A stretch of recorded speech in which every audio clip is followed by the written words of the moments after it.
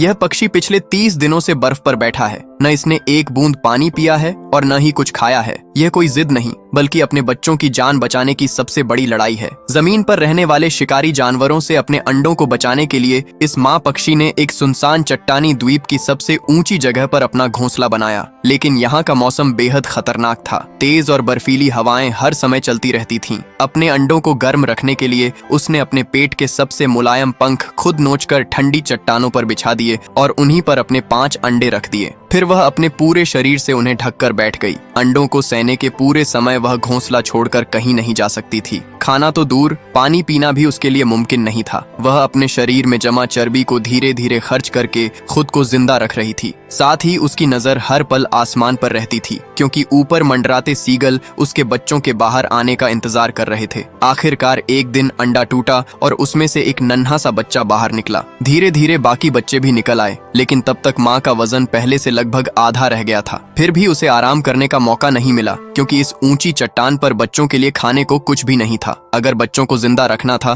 तो उन्हें हर हाल में समुद्र तक पहुंचाना जरूरी था। लेकिन वहां पहुंचने का रास्ता बेहद खतरनाक था। सबसे पहले उन्हें ऊंची चट्टान से नीचे छलांग लगानी थी और फिर सीगलों के इलाके को पार करना था। माँ जानती थी कि अगर वे यहीं रुके रहे तो भूख से मर जाएंगे, इसलिए उसने सबसे पहले खुद चट्टान से छलांग लगा दी, ताकि उसके बच्चे समझ जाएं कि अब उन्हें भी यही करना होगा। छोटे छोटे बच्चे उड़ना तो नहीं जानते थे, लेकिन उनका शरीर इतना हल्का था कि नीचे गिरने पर उन्हें ज्यादा चोट नहीं लगी। असली खतरा अब शुरू हुआ। सामने खुला मैदान था और ऊपर दर्जनों सीगल हमला करने के लिए तैयार बैठे थे। एक अकेली माँ अपने 5 बच्चों की रक्षा नहीं कर सकती थी। तभी उसने जोर से आवाज लगाई। उसकी पुकार सुनते ही सबसे पहले एक नर पक्षी आया। फिर दूसरी माँ पक्षियां भी अपने बच्चों के साथ वहां पहुंच गईं। जो पक्षी कुछ समय पहले तक घोंसले के लिए आपस में लड़ रहे थे, अब उन्होंने अपने सारे झगड़े भुला दिए। सभी ने मिलकर बच्चों को बीच में रखा और अपने शरीरों का एक घेरा बना लिया। अब सीगल कई बार नीचे झपटे, लेकिन उन्हें हमला करने का कोई मौका नहीं मिला। धीरे धीरे पूरा झुंड एक साथ चलता हुआ समुद्र के किनारे पहुंच गया।